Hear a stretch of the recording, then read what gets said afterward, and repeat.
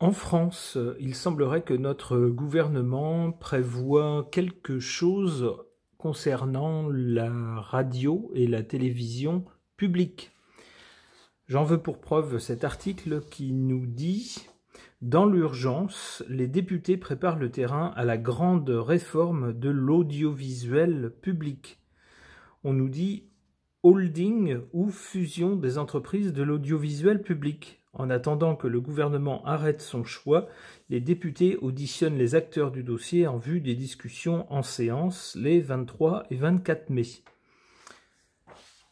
Donc on sent qu'une réforme se prépare à ce niveau-là, donc radio et télévision. Alors il y a certains bruits qui courent, comme quoi les deux entités, c'est-à-dire la télévision française et la radio, les chaînes de radio françaises, tout ça serait assemblé en une seule entité, alors ce qui ne fait pas l'affaire de certaines personnes travaillant dans ces milieux-là. Alors en ce qui me concerne, je n'y connais rien. Je voudrais quand même interroger les cartes à ce sujet, au sujet de cette réforme, pour savoir ce que les cartes peuvent suggérer. J'interroge le tarot de Marseille.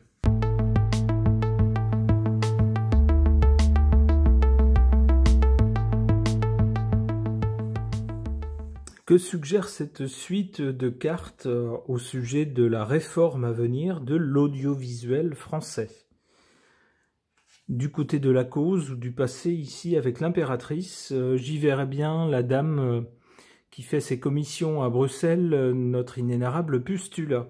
Ça serait donc à l'initiative de cette dame que serait étudiée une réforme de l'audiovisuel français. En carte centrale, avec le diable, il s'agirait bien sûr de gagner de l'argent. Alors soit d'en dépenser moins, soit d'en gagner. Donc qu'est-ce qui pourrait être mis en œuvre dans ce sens? Eh bien peut-être des licenciements si différentes équipes sont rapprochées et qu'on dit qu'on va faire travailler ensemble en fait, ou rassembler sous le même toit les chaînes de télé et les chaînes de radio, peut-être qu'on va n'utiliser qu'un journaliste là où il y en avait deux, par exemple, hein, pour aller faire des sujets à l'étranger et puis ensuite les distribuer sur toutes les chaînes. Ça peut être ça, faire des économies de personnel par exemple. Ça peut être ça. Alors une autre possibilité, ça serait de dire que peut-être que là où il n'y avait pas de publicité parce que c'était financé par l'État, on va se dire on va ouvrir la porte à de la publicité privée pour faire rentrer de l'argent, par exemple. Alors on sait que dans ce cas-là, bien sûr, on est un peu dépendant des annonceurs, c'est-à-dire les gens qui payent pour faire passer leur publicité. On ne va pas faire des sujets contre eux, forcément, sinon ils ne payeront plus. Donc on voit que tout ça pose pas mal de questions, pose en tout cas un tas de problématiques lorsqu'on passe de quelque chose où il n'y a pas de souci de rentabilité, où on se dit voilà, ça coûte tant, donc on va faire payer tant d'impôts pour le financer, et puis pas spécialement gagner d'argent. Quand on passe de ça à un système où on veut gagner de l'argent, ou économiser de l'argent, forcément, si on licencie des gens, c'est pas bien accueilli. Et puis, si on passe à un système semi-privé ou avec des publicités, par exemple, c'est pas très bien accueilli forcément non plus. Alors le résultat, boum badaboum, on voit surtout quelque chose qui s'écroule ou un coup sévère porté justement à l'audiovisuel français. On voit des gens qui tombent. Alors c'est possible qu'effectivement ils fassent des économies en rassemblant tout le monde sous la même maison et puis qu'on remercie certaines personnes en disant là où il y avait deux postes, on n'a plus besoin que d'un seul. Donc au revoir, ça peut être ça. Ça peut être aussi de façon générale tout l'audiovisuel qui se prenne un sacré coup, peut-être parce que il n'aura plus le statut qu'il avait jusqu'à présent. On n'aura plus différentes chaînes indépendantes, par exemple, ça peut être ça. Ou si il y a la porte ouverte à la publicité, même chose, on n'est plus vraiment complètement indépendant. Il y a des choses qu'on ne peut plus dire sur certains annonceurs, par exemple. Donc on voit en tout cas qu'en résultat, ça va mal se passer. Avec la Maison Dieu, ça se passe pas bien du tout.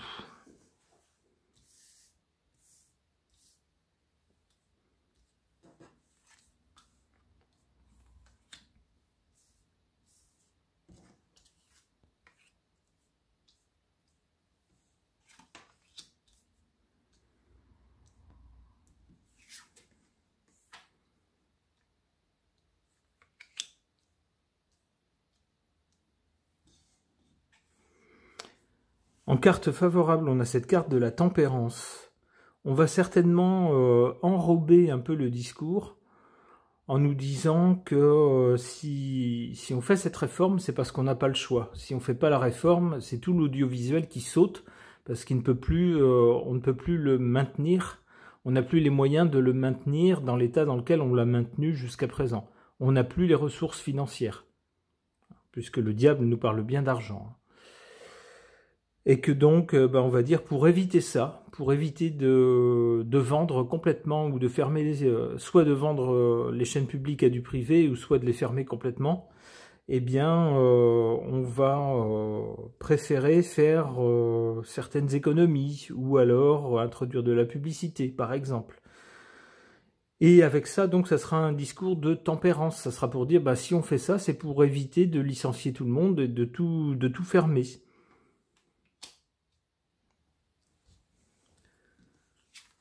En défaveur, on a cette carte du mat qui nous dit que en fait, l'audiovisuel qu'on a connu jusqu'à présent, c'est-à-dire un truc complètement financé par l'État et donc indépendant des pressions financières privées, puisque le privé n'avait pas son mot à dire. Donc l'État pouvait donc se permettre de, par exemple, de proposer des programmes culturels avec une qualité culturelle importante, mais peu regardée, parce qu'on sait que beaucoup de gens, quand vous travaillez toute la journée, toute la semaine, vous rentrez chez vous, vous avez besoin d'un truc, pour beaucoup, pas tout le monde, mais il y a beaucoup de gens qui vont plutôt chercher un truc rigolo, et puis qui ne demandent pas trop de réflexion, par exemple. Quelque chose de divertissant, mais il y a quand même aussi un public qui n'est peut-être pas majoritaire, mais qui existe quand même, qui a une demande, qui a une exigence plus culturelle sur des sujets plus pointus.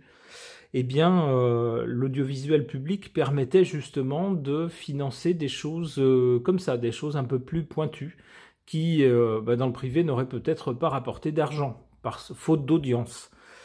Et bien là, avec cette réforme, on nous dit que donc on va partir un peu dans le n'importe quoi, dans tous les sens. Il y a des choses qu'on ne pourra plus faire, qu'on ne pourra plus proposer, et puis on ne sait pas trop s'il y aura une ligne directrice. Avec le mat, le mat c'est le fou en fait, hein, il fait n'importe quoi. Il se lance dans des directions incompréhensibles. Ça n'a ni queue ni tête, ça part dans tous les sens en fait.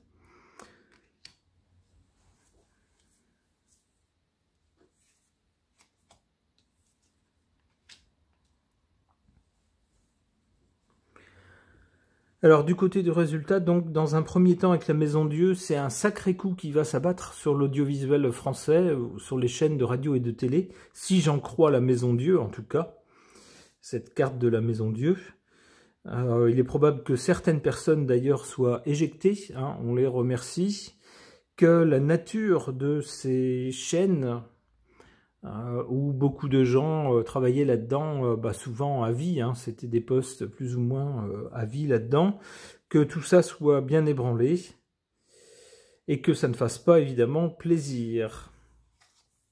On a le soleil quand même ensuite, qui peut laisser penser que justement, c'est ce qu'on disait avec cette carte de la tempérance ici, qui préfigure sans doute le discours qui va prévaloir lorsqu'on va annoncer la réforme. On va dire c'est soit ça, soit l'ensemble de l'audiovisuel disparaît faute de moyens pour le maintenir.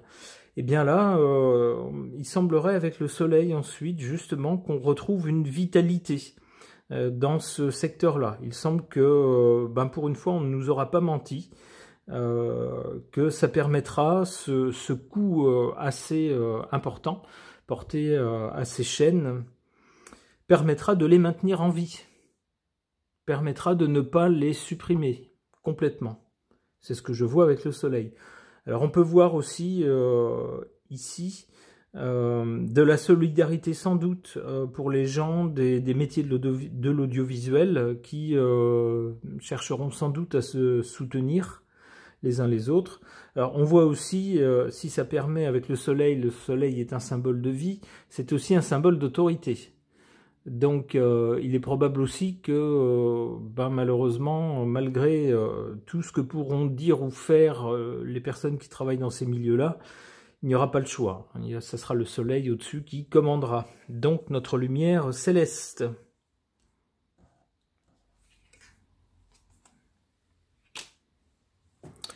Le pendu. Alors, quelque chose est mis sur pause ou suspendu. Ou quelque chose ne peut pas agir. Alors ça fait peut-être suite à ce que je vous disais justement. Peut-être que des gens de ce métier chercheront à agir de façon à empêcher la mise en œuvre de cette réforme. Alors après avec le pendu, difficile de dire si c'est la réforme elle-même qui sera suspendue. Je n'y crois pas. Ou c'est plutôt ces personnes-là qui se retrouveront dans la position où malheureusement elles ne pourront rien faire. Elles auront beau faire grève, par exemple, ou tenter des actions, ou manifester, ça n'empêchera pas la réforme d'être appliquée. C'est plutôt comme ça que je le comprends. Alors peut-être que je me trompe, on verra. Allez, une dernière. Le jugement, ouais, c'est ce que je pense, ouais. C'est-à-dire que finalement, au bout du compte, malgré les résistances qu'il y aura, les gens n'y pourront rien et puis le jugement tombera. Voilà, ce sera comme ça. L'annonce, ça sera comme ça. Ok.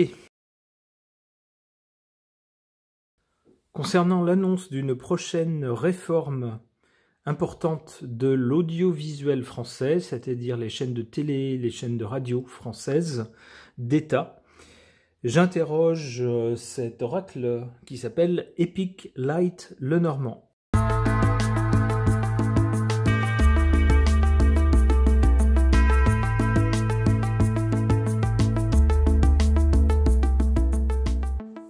Du côté du passé, on a l'ancrage. Jusqu'à présent, les chaînes publiques de télévision et les chaînes publiques de radio en France étaient bien ancrées dans le paysage. Je ne suis pas quelqu'un de très jeune et je me souviens, d'aussi longtemps que je remonte dans mes souvenirs, je me souviens de chaînes de télévision publiques, au moins 3 chaînes quand j'étais petit. Et puis je me souviens également de stations de radio publiques, France Inter, France Musique par exemple, France Culture, au moins ces 3-là, il y en a d'autres maintenant, il y en a beaucoup d'autres. C'est donc quelque chose d'ancré dans les habitudes des Français, dans le paysage audiovisuel français, ces chaînes d'État.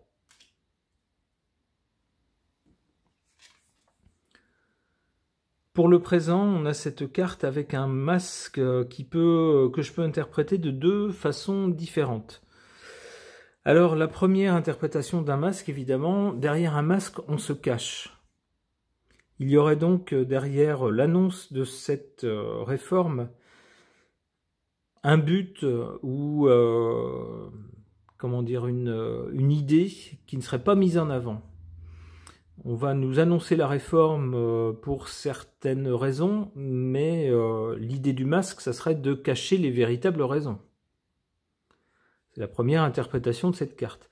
L'autre interprétation de cette carte, puisqu'il s'agit d'un masque plutôt festif qui fait penser à un carnaval, à quelque chose de joli, de distrayant, c'est un peu festif, eh bien peut-être qu'on va vouloir réformer aussi ces chaînes pour en faire quelque chose, un peu comme les chaînes privées, c'est-à-dire qu'il va falloir séduire l'auditeur, ce qui n'est pas le cas actuellement. Quand vous avez des chaînes qui sont financées par l'État, quoi qu'il arrive, vous pouvez vous permettre de produire des émissions qui, parfois, ne vont pas plaire à tout le monde, parfois vont être un peu pointues dans certains domaines, et qui plairont à un public de niche, par exemple, comme on dit, c'est-à-dire à certaines personnes qui sont spécialistes, mais pas toujours à tout le monde. Eh bien, on s'en fiche, puisque, de toute façon, Vous n'avez pas d'exigence de rentabilité.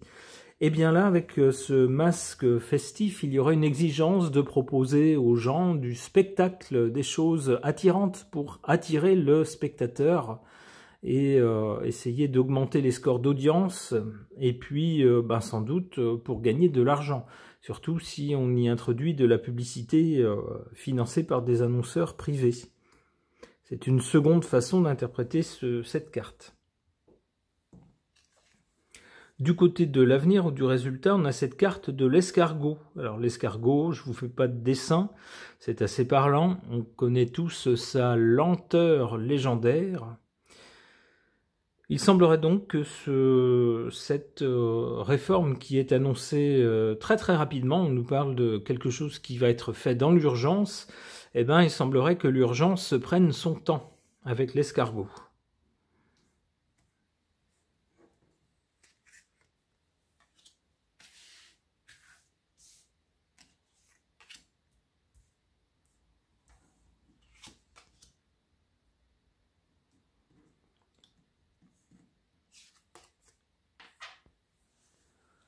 En carte défavorable, cette carte du renard. Traditionnellement, on associe le qualificatif rusé au renard. On parle d'un renard intelligent qui ne dévoile pas ses intentions, qui est rusé. Eh bien ici, ça joue en défaveur de cette réforme. Donc ça irait plutôt dans le sens de ma première interprétation du masque. Je pense que les intentions réelles seront masquées. On avancera pour cette réforme certaines raisons qui ne seront pas les intentions réelles, les raisons réelles. Et qu'il y aura de la ruse derrière cette réforme.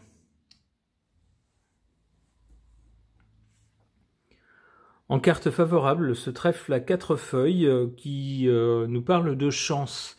Cette réforme serait donc une chance. Une chance de quoi? Peut-être une chance justement de rebattre les cartes. Peut-être pour certains de se dire, si je dois rester dans ce milieu-là, j'ai peut-être à l'occasion d'un changement, on relance un peu les dés. Si j'ai toujours voulu changer de poste, par exemple, ou faire autre chose, c'est peut-être le moment de jouer ma carte. C'est peut-être le moment de me bouger et puis de voir quelles opportunités je vais avoir une fois ce paysage audiovisuel redessiné.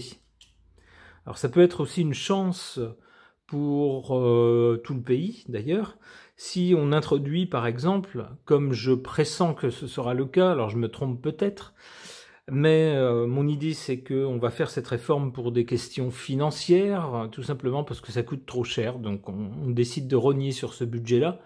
On va pas vous dire ça coûte trop cher, donc on coupe dans le gras. On va pas vous dire ça comme ça, on va vous dire il y a des synergies qui peuvent être faites entre les journalistes d'une chaîne de télé et les journalistes d'une chaîne de radio travaillant sur le même sujet. Pourquoi avoir 2 personnes alors qu'on pourrait n'avoir qu'un seul journaliste dont les reportages seront exploités par les 2 chaînes ensuite. Vous voyez ce genre de synergie. Voilà, hein, c'est ce qu'on va nous expliquer, je pense. Eh bien, ça pourrait être une chance pour le pays. Ça pourrait être une chance, pourquoi? Parce que ça serait l'occasion, justement, de mettre moins d'argent dans ces chaînes-là, et peut-être même d'en gagner, si on introduit plus de publicité privée, par exemple.